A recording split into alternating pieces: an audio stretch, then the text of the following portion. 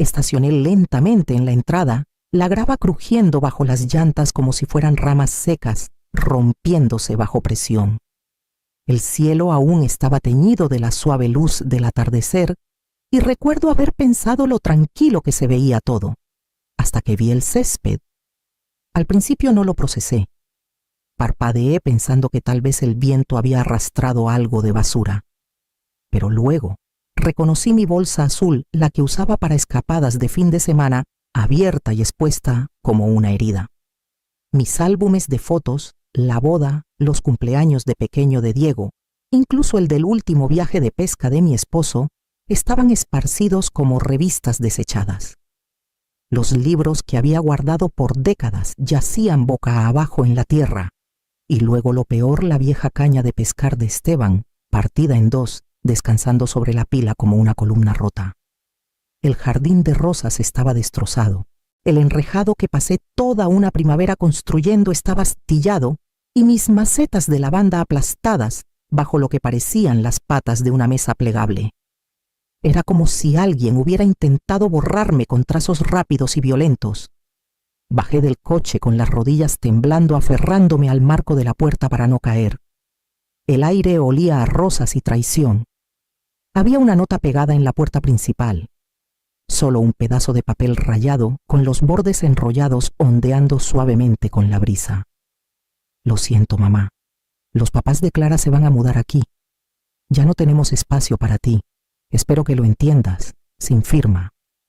Pero la letra era inconfundible, pulcra inclinada a la derecha. Diego siempre presumía de lo bonita que era su cursiva. Solía ayudarlo con sus ensayos escolares corrigiendo la gramática, mientras él comía uvas a mi lado. Al otro lado de la calle, la señora Gómez se quedó paralizada a medio paso, apretando su bolsa, como si temiera que se le volara. Su esposo detrás fruncía el ceño. Nadie saludó. Nadie dijo nada. Recogí una foto enmarcada a la Navidad familiar de 1998 y la apreté contra mi pecho mientras caminabas hacia la puerta y tocaba. Al principio, toqué suavemente todavía, aferrándome a la esperanza de que esto fuera un malentendido. Tal vez Diego escribió la nota con prisas, tal vez. Clara malinterpretó algo, tal vez había entrado en la pesadilla equivocada, pero nadie salió. Así que toqué de nuevo más fuerte. Mi mano temblaba con cada golpe. La puerta se abrió apenas un resquicio. El rostro de Clara apareció en la rendija con esa expresión familiar, arrogancia disfrazada de preocupación. ¡Ay, qué sorpresa!, dijo como si no esperara que regresara. ¿Ya estás aquí? Podía ver el pasillo detrás de ella intacto en sus detalles, las fotos familiares, la alfombra gastada que siempre quise cambiar el aroma, a limón del abrillantador impregnado en las paredes. Diego estaba unos pasos atrás con los brazos cruzados, la mirada fija en el suelo, como un niño atrapado, escapándose después de la hora. Lo miré a él, no a ella. ¿Qué es esto?, pregunté. Mi voz se quebró en la última palabra. Clara abrió la puerta un poco más lo justo para dar un paso al frente. No es nada personal, dijo la mentira fluyendo fácil de su lengua. Solo necesitamos más espacio. Mis papás también están grandes, es lo justo. Volví a mirar a Diego. Seguía sin mirarme.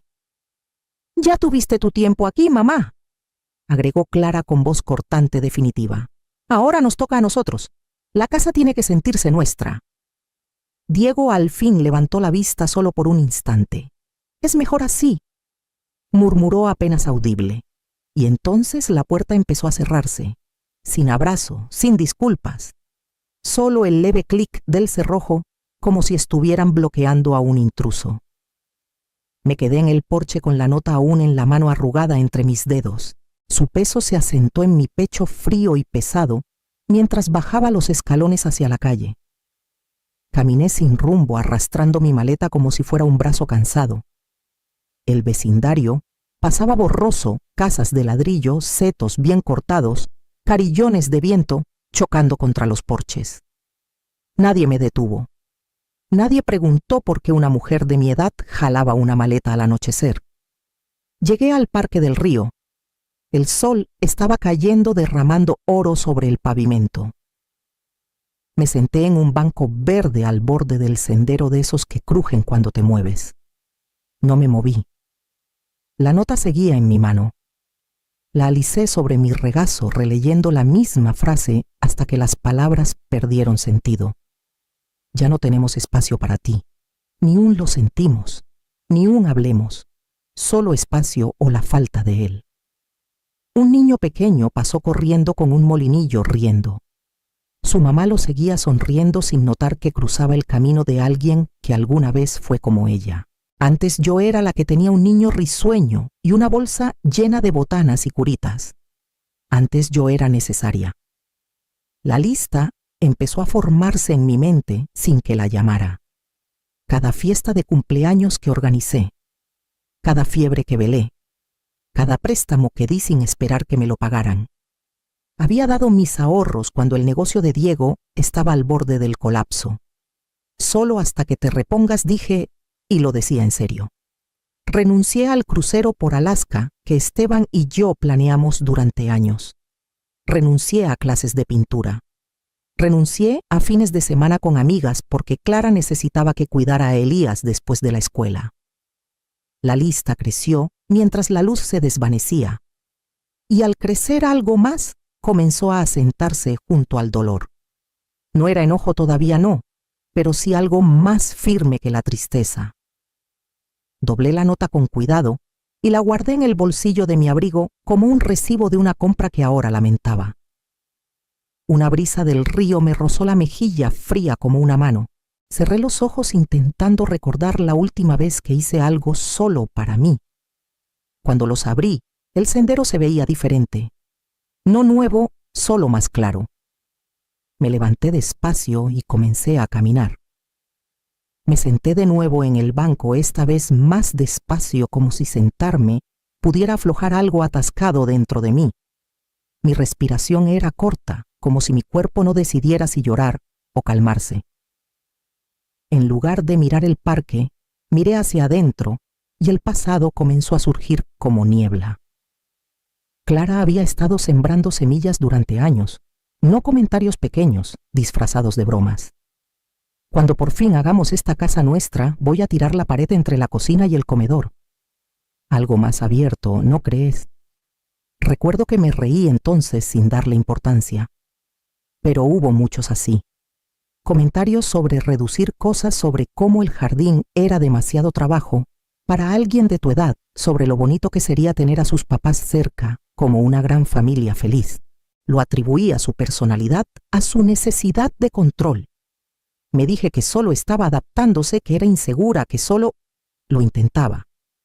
Ahora todo se veía diferente, como un patrón trazado con tinta invisible de repente expuesto.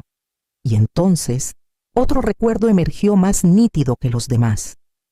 Fue Diego hace 5 años sentado en la mesa de la cocina, con el viejo maletín de Esteban abierto entre nosotros. Es solo por cuestiones de impuestos, mamá dijo. Protegerá la casa si pasa algo. Me sentía insegura, pero él me tranquilizó. Llenamos los documentos juntos. Guardé una copia en mi caja fuerte en el closet. Nunca fue una transferencia de propiedad. Era un título compartido, nunca finalizado, nunca revisado. Insistí en mantener mi nombre en él por si acaso, por si acaso. Me levanté de nuevo, no porque estuviera lista para irme, sino porque algo dentro de mí había cambiado. No del todo hacia la claridad, pero sí fuera de la impotencia. Agarré el asa de mi maleta, no para equilibrarme, sino para encontrar dirección, y comencé a caminar hacia una puerta que casi olvidé que aún tenía la llave. La llave seguía en mi llavero apretada entre la del buzón y la pequeña linterna que dejó de funcionar hace años. Latón suave, gastada en los bordes. No la había tocado desde antes de que naciera Elías. Abría la puerta de un pequeño estudio en la avenida Juárez, arriba de una librería vieja y junto a una florería que siempre olía a eucalipto húmedo. Cuando Esteban vivía y yo trabajaba medio tiempo en el Centro Comunitario de Arte, me ofrecieron el espacio por un programa de vivienda para el personal. Nunca iba a ser permanente, solo un lugar para manualidades y leer en paz. Pero lo conservé. Pagué la renta mínima, cada año lo renové más por costumbre que por necesidad. Nunca le dije a Diego que no lo había soltado. Para cuando llegué a los escalones de la entrada, mis piernas dolían. La calle estaba silenciosa, las ventanas oscuras. Subí despacio con la maleta golpeando detrás. La puerta del estudio se atascó un poco, pero la llave giró sin problema. El olor me golpeó primero polvo y papel viejo mezclado con lavanda seca de los saquitos que dejé en los cajones.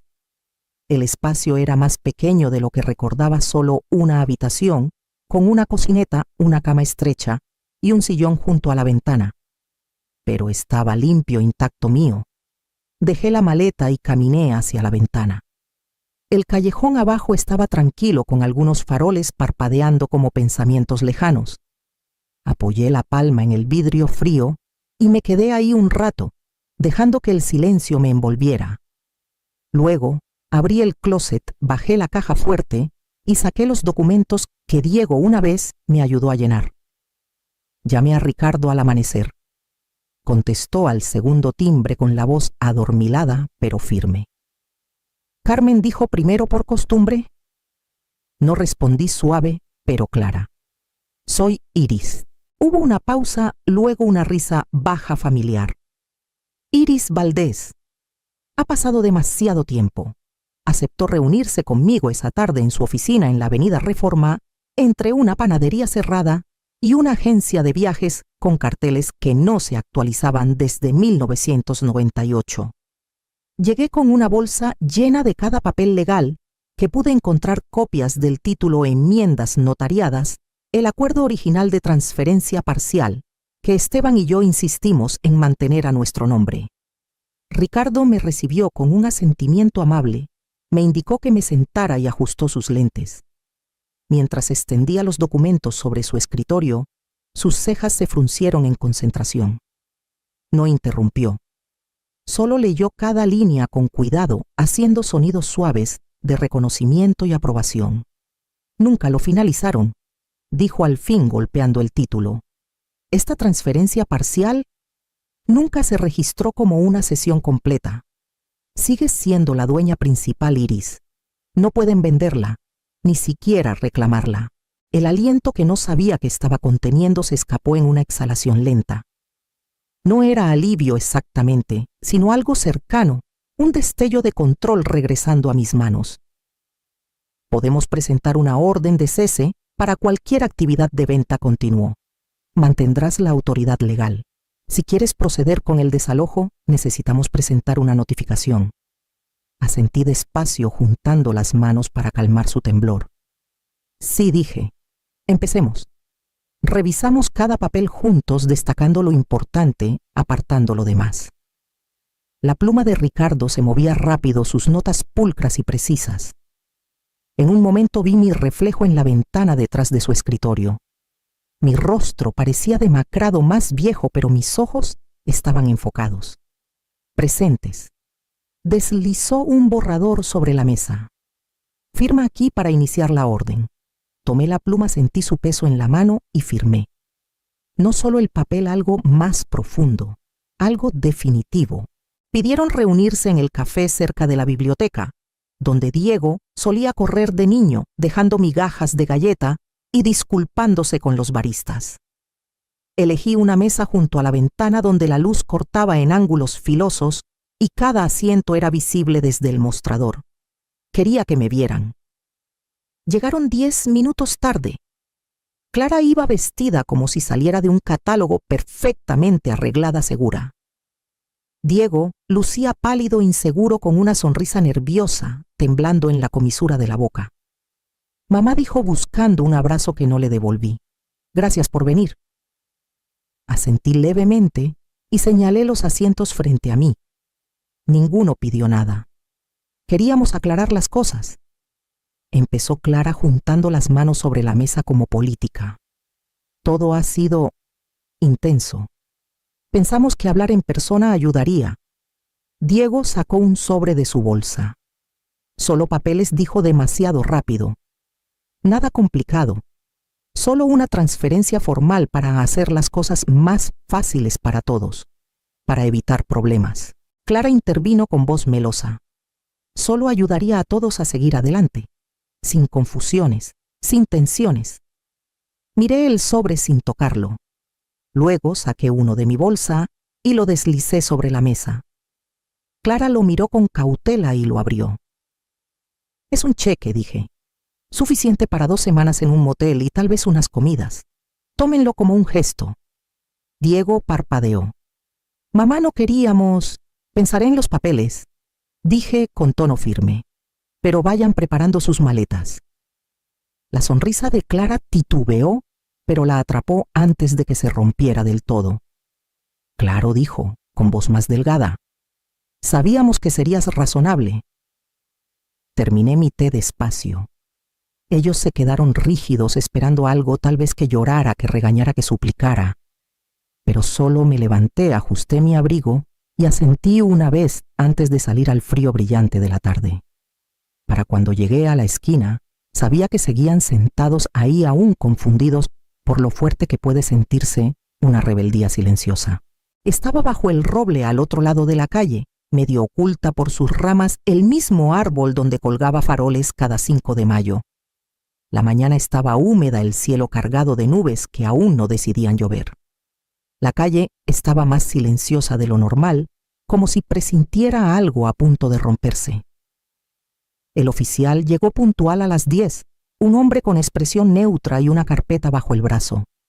2 policías lo seguían, no hostiles, solo oficiales. Los vi subir los escalones del porche, detenerse y tocar 3 veces. Un ritmo firme practicado. Diego abrió la puerta.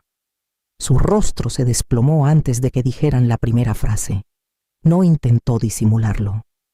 Detrás, Clara apareció en bata con el cabello suelto por primera vez. Cuando el oficial desdobló los papeles y empezó a leer, ella soltó un sonido que no olvidaré, medio grito, medio jadeo, completamente descompuesta. Los vecinos comenzaron a reunirse, asomándose por las persianas, saliendo con tazas de café en la mano, bajo el pretexto de sacar la basura. Vi a la señora Juárez susurrarle a su esposo, sus ojos saltando entre el porche y los demás, que fingíamos no mirar. Diego se quedó inmóvil mientras el oficial le entregaba el sobre. Sus manos temblaban tanto que pensé que los papeles se le caerían. No parecía enojado, parecía vacío, como si algo dentro de él se hubiera desgarrado y apenas lo notara. Clara se dejó caer en el escalón superior, aún descalza, con el rímel corrido bajo los ojos. Intentó alcanzar a Diego, pero él seguía mirando el documento, leyendo cada línea, como si pudiera reordenarse en algo más amable. Me di la vuelta antes de que me vieran. No por piedad, sino porque ya había visto lo que necesitaba. Por primera vez tuvieron que sentarse en el silencio que ellos mismos crearon, y no necesitaba ver lo que seguía para saber cuán fuerte sería ese silencio. Para el final de la semana, la historia ya había recorrido cada rincón del vecindario. No necesitaba adornos. La imagen sola, Clara llorando en el porche mientras el oficial leía la notificación de desalojo, era lo bastante vívida para perdurar. La gente dejó de saludarlos. Algunos cruzaban la calle por completo. El silencio alrededor de su casa se volvió más denso que cualquier rumor gritado. Escuché los murmullos en la tiendita de la esquina, las miradas en la oficina de correos. La señora López, que una vez me regañó por no podar bien el seto, le dijo a la cajera en voz baja: «Después de todo lo que hizo por ellos, imagínate». La cajera solo asintió con los ojos bien abiertos. Nunca corregí a nadie. No tuve que hacerlo. Empezaron a llamar Claro. Primero Diego, luego Clara. El primer mensaje fue calmado, calculado. Hablemos no queríamos que llegara tan lejos. Para el cuarto la voz de Diego se quebró a la mitad. No escuché los demás. Solo los borré uno por uno como quien limpia recibos viejos de una cartera. Bloqueé sus números sin dudar. No para herirlos, no por venganza, sino porque ya no les debía acceso a mí. Hay una diferencia entre estar en silencio y ser silenciada. Durante años tragué lo que sentía para mantener a la familia unida. Ahora, con nada más que proteger que mi propia paz, dejé que el silencio se extendiera a mi alrededor, y no lo llené con nada más que mi respiración. El estudio estaba silencioso salvo por el suave zumbido de la radio y el sonido ocasional del hilo deslizándose por la tela. Había bajado la vieja caja de colchas del estante superior donde estuvo intacta por más de una década. Los retazos seguían ahí descoloridos, deshilachados en los bordes pero enteros. Triángulos y cuadrados en azules suaves, estampados de rosas, pedazos de vestidos que usaba cuando Diego era pequeño. Los extendí sobre la mesa y comencé a coser. No rápido, no perfecto, solo constante. Mis dedos recordaron el ritmo antes que mi mente. Era como retomar una frase que dejé inconclusa. La primera noche que trabajé en ella, lloré sin hacer ruido. No de tristeza, sino de liberación. Había algo reconfortante en sostener algo frágil y saber exactamente cómo repararlo. Con cada puntada una decisión. Con cada costura una nueva línea trazada. Llamé a Ricardo y le dije que quería redirigir todas las ganancias de la venta de la casa. No a Diego. No a nadie que esperara mi firma como un cheque a cobrar. Quería que fueran a refugios, lugares para mujeres como yo, mujeres usadas y descartadas, y luego invitadas a desaparecer en silencio. Ancianas, madres, personas que habían dado demasiado por demasiado tiempo. Cuando los papeles estuvieron listos, Ricardo dijo, «Sabes que nunca te lo perdonarán». Respondí, «Nunca se les pidió que lo hicieran». Cosí hasta que mis ojos ardieron y mis manos dolieron. La colcha comenzó a tomar forma otra vez, no como era, sino como necesitaba ser. No solo estaba uniendo pedazos, estaba decidiendo qué se quedaba y qué no. Para cuando planché el último borde ya sabía cómo terminaría todo. Caminé por la ciudad sin necesitar estar en ningún lado. Las calles vibraban con vida y por primera vez no corría entre obligaciones ni respondía a las necesidades de otros. Ningún título me seguía. Ni mamá, ni abue, ni puedes solo Iris. En la oficina de Ricardo, los documentos finales esperaban en una carpeta ordenada. Me recibió con un asentimiento tranquilo sin alboroto. Nos sentamos en su escritorio como tantas veces antes, pero esta vez no había ansiedad bajo mi piel, solo calma. Deslizó el último formulario sobre la mesa. Lo leí una vez. Luego firmé. No dijimos mucho después de eso. Me ofreció un té de jazmín y lo acepté agradecida. Era cálido, fragante, anclante. Saqué la colcha doblada de mi bolsa y la puse sobre mi regazo. Su peso se sentía honesto ganado. Una foto asomaba de mi bolsa, una que no había mirado en semanas. Elías, de unos 5 años, sosteniendo una estrellita con ambas manos, el rostro iluminado de asombro. No lloré. Solo lo miré luego al cuarto silencioso, luego a mis manos firmes, libres. Me extrañarán, dije suavemente, pero solo porque al fin dije que no.